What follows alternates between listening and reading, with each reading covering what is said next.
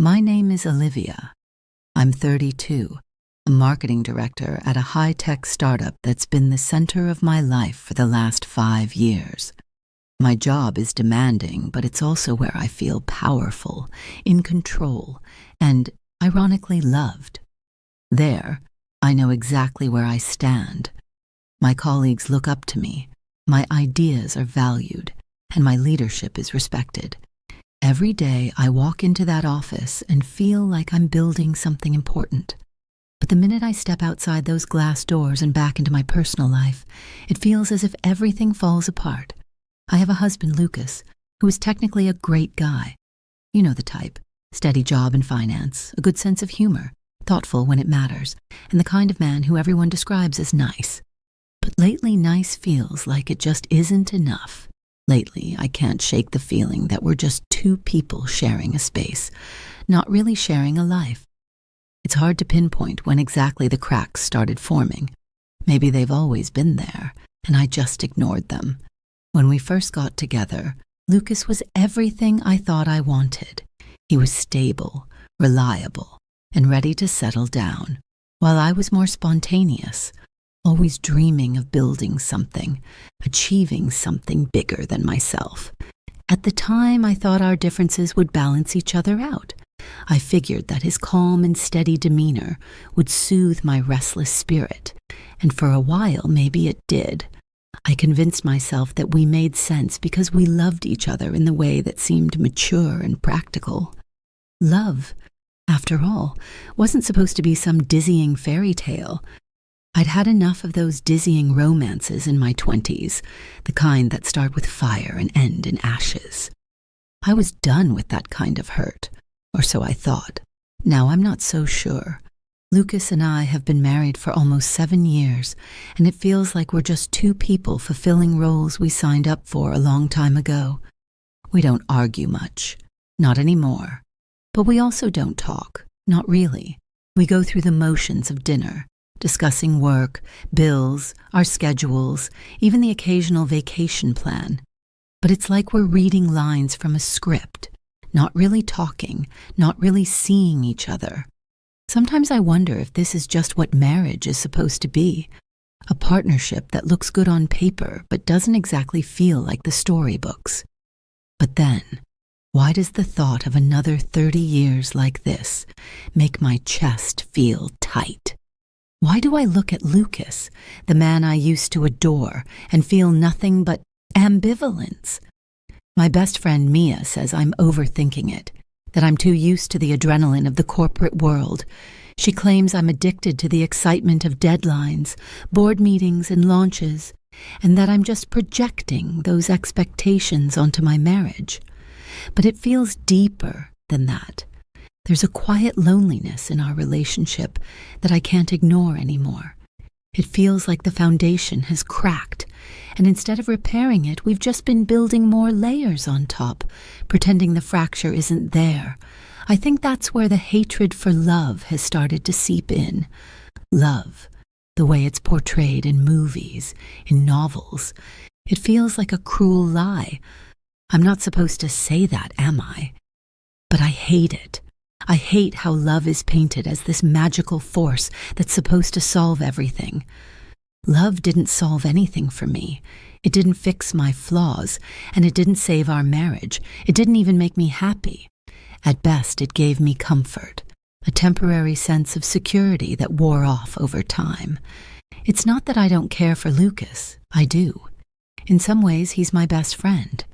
But I can't ignore that little voice in my head that keeps asking, is this all there is?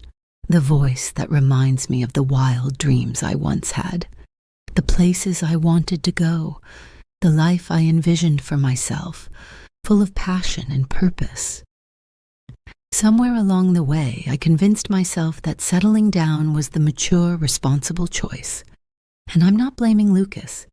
He didn't ask me to give up anything. I made these choices because I thought they were right. But now, I wonder if I've been lying to myself. I look around at my life, a nice house, a stable job, a kind husband, supportive friends, and I feel like a fraud. To everyone else, It must seem like I have it all, but in reality I feel trapped, suffocated by the very things I once thought would make me happy. And I don't know how to explain that to anyone without sounding ungrateful. There are days I just want to scream, to shake things up, to feel alive again. It's gotten to the point where I avoid Lucas whenever I can. I stay at work late, volunteer for more projects, and even take on weekend assignments just so I don't have to go home and sit across from him in silence. We don't even sleep in the same bed anymore. It started when he began working late hours during the financial quarter close, and then it became the norm. He'd fall asleep in the guest room so as not to wake me, and now neither of us seems to question it. I don't know what I'm hoping for. Maybe I'm looking for a reason to break free, or maybe I just want to feel something, anything, that reminds me why I believed in love in the first place. But the truth is, I'm terrified. I'm scared of hurting Lucas, of shattering the life we built together. I'm scared of facing the disappointment in his eyes if I tell him that this life we've built isn't enough for me. Because honestly, I'm not even sure what enough would look like. And that's the thing about love, isn't it? It's supposed to be enough, but it isn't. Not for me. I know how that sounds, selfish, cold, even heartless. But I can't help it. I've tried to bury these feelings, to ignore the longing in my chest, but it just keeps getting louder. It's like a pulse, a constant reminder that there's more out there, that I'm not living the life I was meant to live. So here I am, a 32-year-old woman with a successful career, a stable marriage, and absolutely no idea what she's doing. I don't hate Lucas, and I don't hate myself, though sometimes I wish I did. It might make this easier. No, what I hate is the illusion of love, the lie that we're sold, that love is supposed to be fulfilling, that it's supposed to be enough. I wish I could tell Lucas all of this, but the words never come. Every time I look at him, all I see is the man who trusted me with his heart, the man who chose me, and somehow that makes it worse. Because he didn't sign up for this either. He didn't choose to be with someone who would one day resent the very thing she once cherished. I don't know how to bridge the gap that's grown between us, and I'm not sure I even want to. Days blur together in this strange half-life I've built for myself. I go through the motions, pulling on the role of successful marketing director each morning like it's a costume I can hide behind. I arrive early, stay late, and immerse myself in every task, from board meetings to brainstorming sessions. My colleagues tell me I'm driven. Some even call me inspiring. And maybe I am, to them. But the truth is, work has become my escape. It's a world where I can control the outcome, where my effort pays off in real, tangible ways. In the office, there are no vague promises of happiness or everlasting love. There are just results, deadlines, goals achieved. But I can't shake the weight of my unhappiness at home. I don't know if Lucas feels it too, or if he's just that good at pretending. Some nights we manage to sit through dinner, discussing mundane things, the weather, a new restaurant opening downtown, his quarterly reviews. He even asks me about work, though I've noticed his eyes glaze over when I start talking about my latest project. He listens just enough to nod along, to look interested, and it makes me wonder if this is what love really boils down to, going through the motions to keep the peace, showing up because it's expected of you, not because you really want to be there. One evening, I find myself wandering aimlessly after work, reluctant to go home. The streets are alive with people hurrying past, their faces a blur of stories I'll never know. For a moment, I think about just disappearing into the crowd, leaving everything behind. It's a fleeting thought, but it stings, lingering in my chest like a bittersweet ache. Eventually, I find myself at a small cafe I used to frequent when I first moved to the city. It's quiet inside, the kind of place where people come to read or write or think. I order a coffee, and as I sit by the window watching the world move outside, I start to question everything. When did I become this person, so detached from the life I'd always dreamed of? I used to be so full of ideas, so certain that I was destined for something extraordinary. But somewhere along the way, I traded that for stability, for the comfort of a predictable life. I convinced myself that love was supposed to be steady, not thrilling. And yet, here I am, haunted by the memory of who I used to be, of the version of me that Lucas never really knew. Mia calls me later that night, just as I'm finishing my coffee. Her voice is light, cheerful, the way it always is, and I can't bring myself to tell her how heavy my heart feels. We chat about her latest dating misadventures, her job at a design firm, the things that make her laugh. Mia is everything I'm not, free-spirited, unafraid to pursue what makes her happy, even if it means stumbling along the way. She's had her heart broken more times than I can count, but she's never lost faith in love. Part of me envies her resilience. "Liv, you should come out with us this weekend," she says suddenly, pulling me from my thoughts. "Out where?" I ask, trying to sound interested. "A few of us are going to that new rooftop bar in Midtown. You'll love it. Good drinks. Great view. You haven't gone out in ages, and I think you need a night off." For a moment, I consider saying no, but something inside me craves the distraction, a break from the cycle of routine and responsibility that has become my life. I agree, promising her I'll be there, even though I can feel the guilt already creeping in. I can practically hear Lucas's disappointment when I tell him I'll be late, but I push the thought away. This is my night, my chance to remember what it feels like to be Olivia, not just Lucas's wife or a marketing director. When Saturday night arrives, I dress in something bold, something that reminds me of the carefree version of myself I've buried over the years. As I apply my makeup, I almost don't recognize the woman in the mirror. She's confident, vibrant, and unapologetically herself. And for a brief moment, I feel a flicker of excitement, a glimmer of the person I used to be. The bar is buzzing when I arrive, filled with people laughing, talking, living. Mia waves me over, her smile bright and genuine. And for the first time in weeks, I feel a weight lift off my shoulders. I laugh, I dance, I lose myself in the music and the crowd, and for a few hours I forget about Lucas, about the quiet desperation that's been gnawing at me for so long.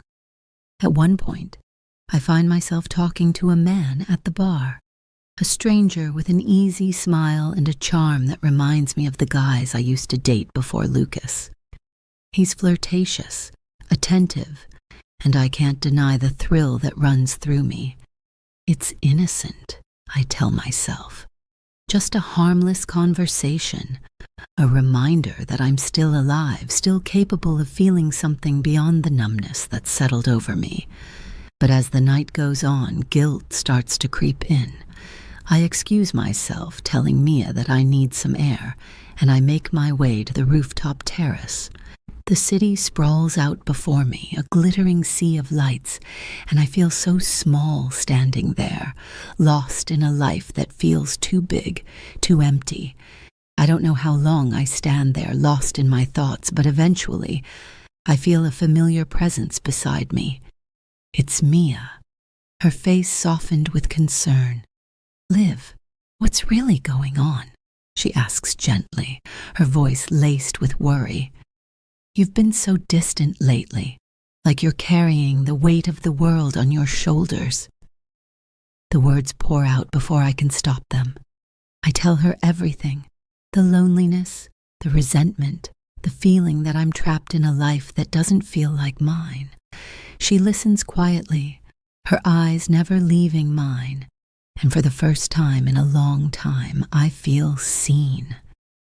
"Maybe it's time you had an honest conversation with Lucas," she says when I finish, her tone gentle but firm.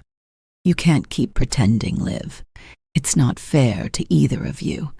The thought terrifies me, but I know she's right. I can't keep living this half-life, torn between who I am and who I think I'm supposed to be. I have to face the truth, even if it means unraveling everything I've built with Lucas. That night, when I return home, I find Lucas sitting in the living room reading.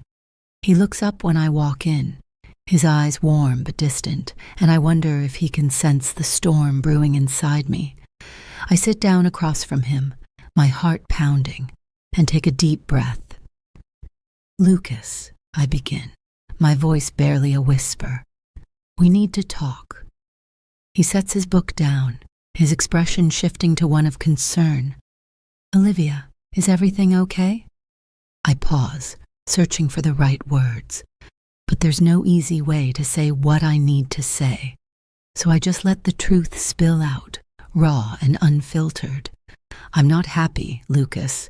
I haven't been happy for a long time." The words hang in the air, heavy and painful, and I can see the hurt in his eyes. But I can't stop now. I tell him about the loneliness, the feeling that we're just two people going through the motions, and the ache in my chest that tells me I'm living a life that doesn't feel like mine. I tell him everything, every painful truth I've been holding back.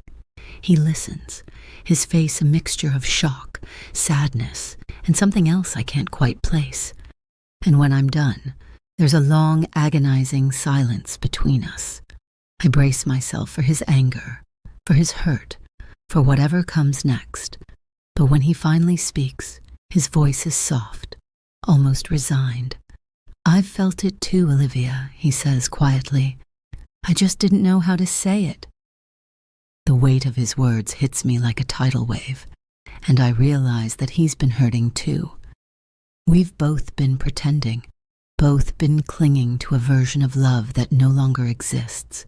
The silence that follows is heavy, but strangely comforting, as if for the first time Lucas and I are standing in the same reality, stripped of pretense. I've been afraid of this conversation for so long, terrified of breaking whatever fragile bond still existed between us. Yet here we are, both admitting that the life we've built isn't what we'd hoped it would be. It's unsettling and raw, but I don't feel as alone anymore. Lucas runs a hand through his hair, his face thoughtful and open in a way I haven't seen in years. "I think we got so wrapped up in what we thought marriage should look like," he says slowly, "that we stopped thinking about what it could be, or even what we wanted it to be." I nod, feeling the truth of his words. We've been holding ourselves to some silent contract, assuming that staying together, going through the routines, would automatically lead to happiness. We thought love was something you build once and then coast on forever. But the cracks have been there all along, and maybe we were just too scared or too proud to acknowledge them. Do you remember when we first met?" I ask, my voice softer now. "How we used to talk for hours about everything, like we couldn't get enough of each other's thoughts?" He smiles a little, a faint, bittersweet curve of his lips. "I remember. You told me once that you wanted to see the world, that you wanted to do something that mattered, something big. And you said you wanted a quiet life," I respond, smiling despite the ache in my chest. "You wanted a steady, predictable path. I thought I could want that too, but that's not who you are," he finishes for me, his tone gentle and understanding.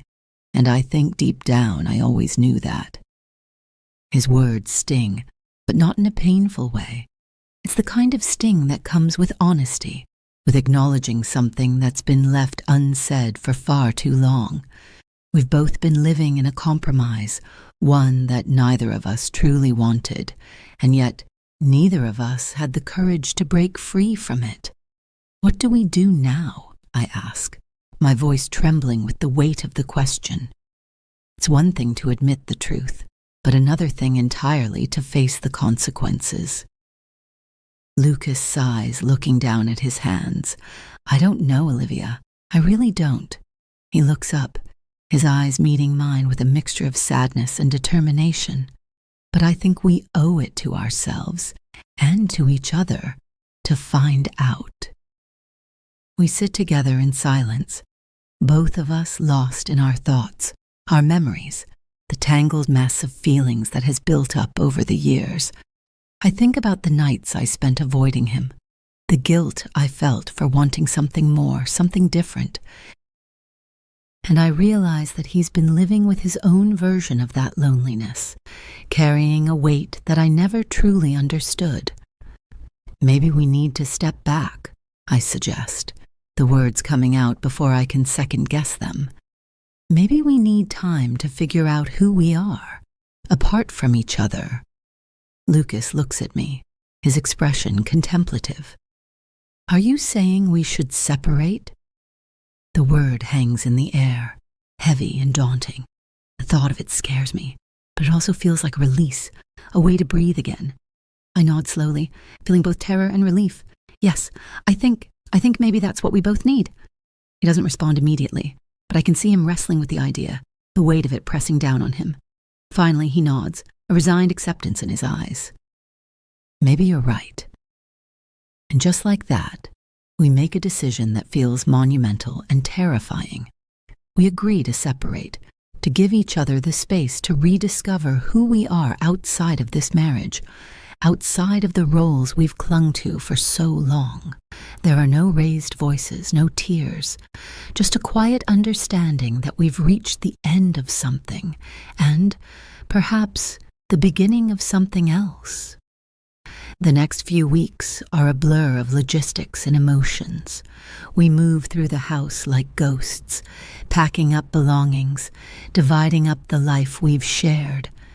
There's a strange, haunting sadness in the air, but also a sense of calm, as if we're both finally free to let go of the weight we've been carrying.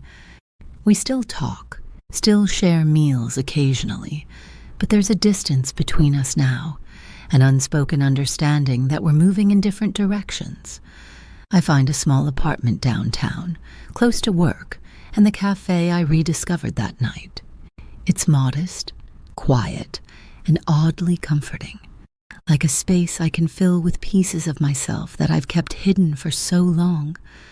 The first night I spend there alone is both exhilarating and heartbreaking. I feel the ache of what I'm leaving behind, but also the thrill of the unknown.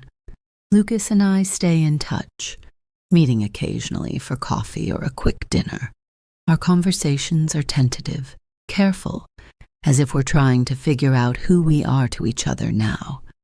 There are moments when I wonder if we're making a mistake, if we're letting go of something we should be fighting for. But each time I return to my apartment, I feel a strange sense of peace, a quiet certainty that this was the right choice. One evening, a few months after the separation, Lucas calls me unexpectedly. His voice is calm, steady, but there's a vulnerability in it that I haven't heard in years. I wanted to tell you that I've been seeing a therapist, he says. I realize that I've been hiding a lot of things, not just from you, but from myself. His admission catches me off guard, and I feel a surge of pride and sadness all at once. That's really brave, Lucas, I say softly. I'm proud of you. He pauses, as if gathering his thoughts. I think I've always been afraid of taking risks, of letting myself really feel things. And maybe that's why I held on to this marriage even when it stopped making sense, because it felt safe. His words resonate with me, and I realize that I've been guilty of the same thing. I've hidden behind the idea of stability, of a life that looks good on paper, because I was too afraid to confront the messy, unpredictable nature of my own desires. Thank you for telling me, I say, feeling a warmth between us that hasn't been there in a long time. I think I've been afraid too, afraid of wanting more, of feeling too much. There's a long silence on the line, but it's a comfortable one, filled with a mutual understanding that doesn't need words. We're both learning, both growing, and even though we're on separate paths, there's a sense of connection that feels deeper, more honest than anything we shared before. As the months go by, I start to rebuild my life, piece by piece. I explore new hobbies, take up painting, reconnect with friends I'd lost touch with. I travel, something I'd always dreamed of, but never made time for. Each experience feels like a small act of reclaiming myself, of rediscovering the parts of me that I'd buried under the weight of expectation and compromise. And in those quiet, solitary moments, I come to realize that maybe love isn't something you hate or resent. It's something that grows and shifts, something that demands honesty and vulnerability. I don't hate love. I was just afraid of what it required of me, of the way it forced me to confront the parts of myself I'd been running from.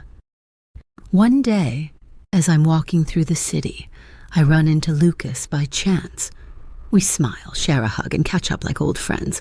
There's a warmth between us, a sense of peace that feels foreign but comforting. We've both changed, grown into people who are more in tune with ourselves, and in that moment I feel a deep sense of gratitude for him, for the life we shared, and for the courage it took to let go. As we part ways, I feel a quiet happiness, a sense of freedom that I hadn't known was possible. I don't know what the future holds, but I know this much. I've found something real, something honest, something that isn't bound by the illusions of love. And maybe, just maybe, that's enough.